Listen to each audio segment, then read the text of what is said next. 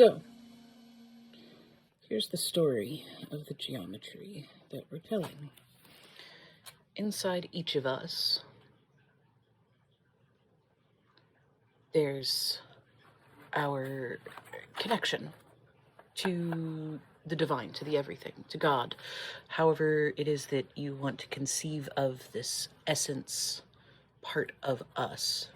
Now, that's not quite right, because that essence, that, God is everything. The divine, there is nothing that exists that is not part of the divine. But here I am and here you are. And here we are each just one little point of essence. And that's the point that's behind our eyes. And it's the perspective from which we have to view the rest of what is. And it's almost necessary that point, because of things like view and perspective, that we have to extend, we have to have direction.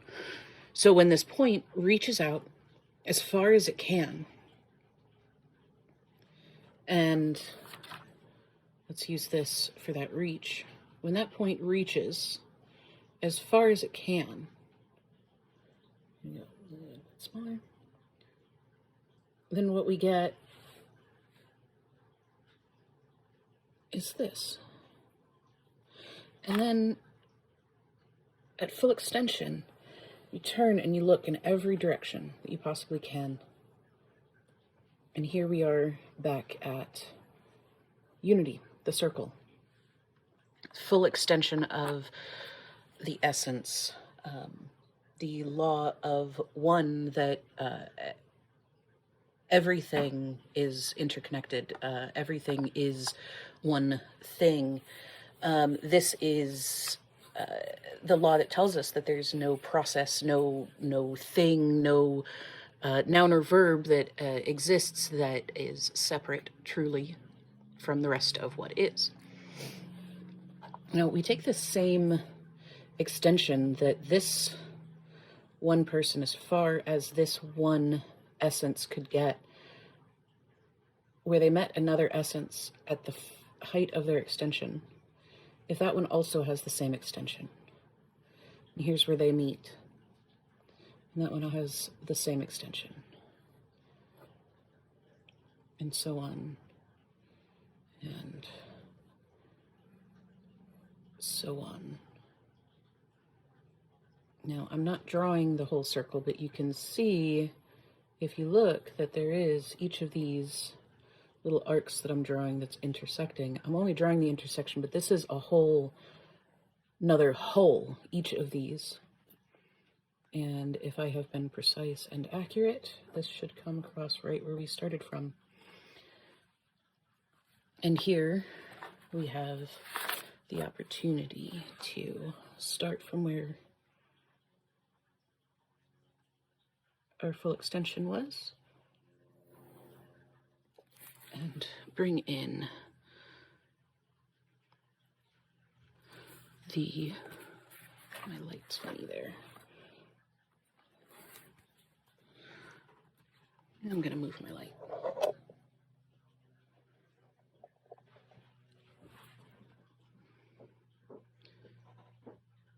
The Trinity, the triad, the law of threes.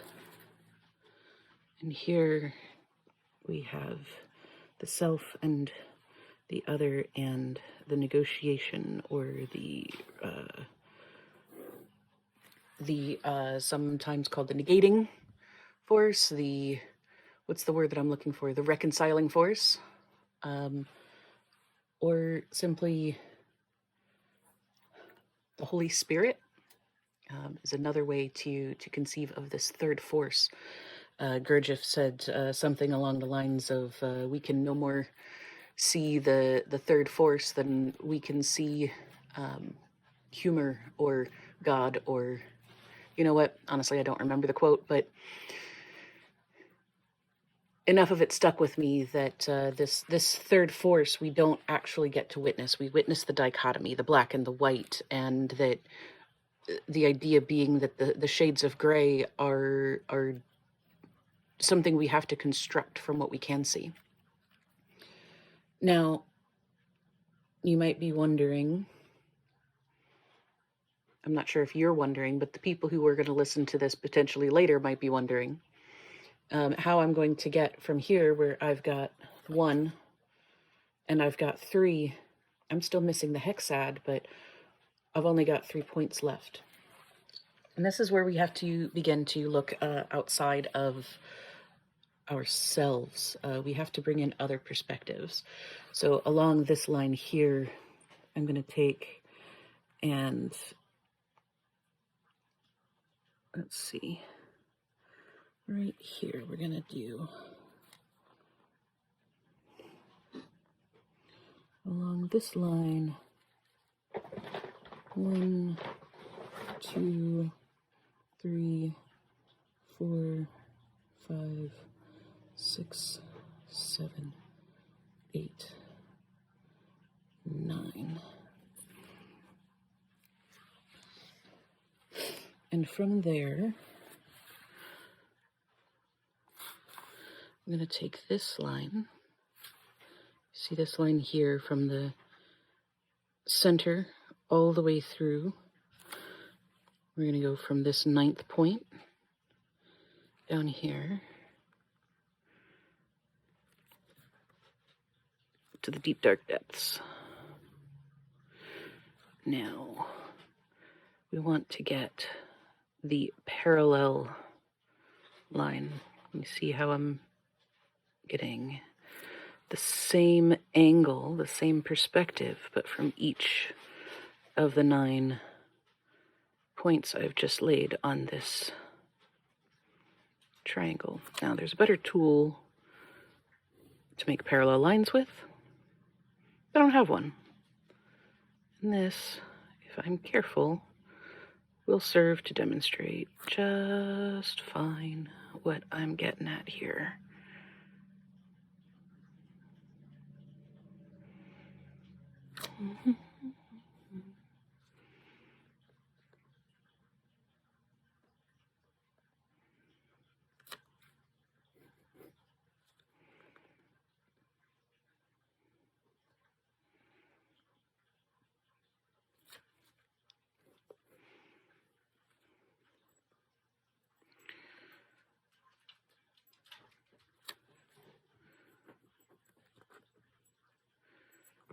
And the last one right here. Hey, Sonny. All right, so we have 1, 2, 3, 4, 5, 6, 7, 8, 9. You can say hi to the people who are listening to this later if I don't re-record it. Hello, everybody.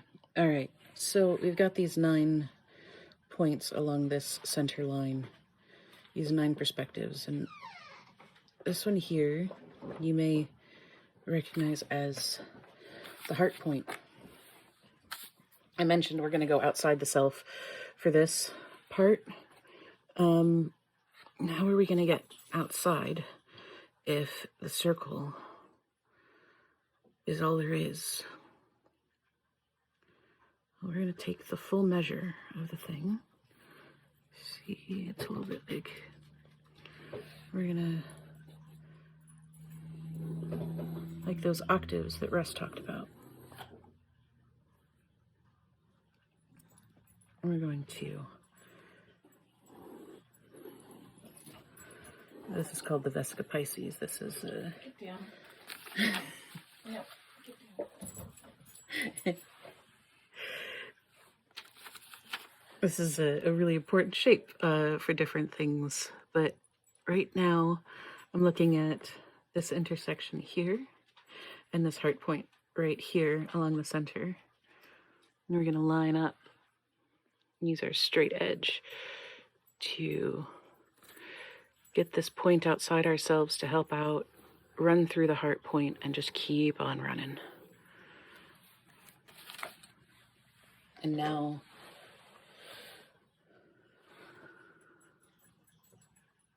more circles. If you've never spent much time with Euclidean geometry, it's really kind of an amazing way to encounter the universe. This, I don't believe, is actually something that can be constructed with the classical, because all they used was a compass and a straight edge. But you see, I'm starting at the 9 point at the top of the circle, make an arc. I can start from that point and make another arc, or I can come down here to the 6 point and make another arc. I can do that in both directions. I see that I have been a little less than super precise, but again, this should serve our purposes. So this arc here from 9, this arc here from 6, and this arc here from 3. And what we have, do you recognize it? Can you see it? It's kind of exciting at this point. So we're going to go from 1. We're going to go from 1 to 4.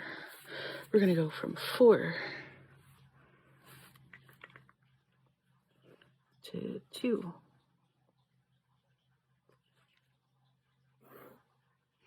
We're going to go from 2, and it looks really close, but it's not quite the same as that heart line that we drew, but it is mighty close when 2 slides across to 8, and then 8 heads on down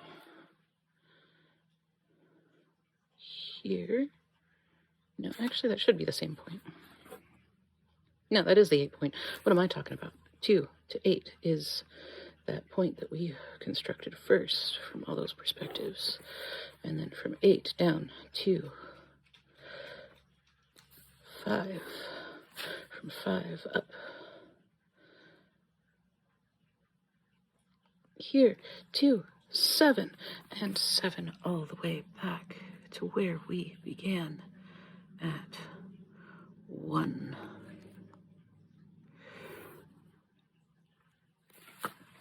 It's this dynamic, this process of change piece that was constructed with the hexad. I had a marker. What did I do with my marker? I just brought the marker from the other room, so I would definitely have a marker. Well, fine. I've lost the marker, so we're going to do this instead. Coming back around, we have the oneness, the wholeness. If everything is all the only way that we look at all there is no way to change it. Even if we change one thing into another thing, those things already existed in the original, and they will continue to exist in the result, and there will be no change. So we have the 3 forces, the protons, the electrons, the neutrons, the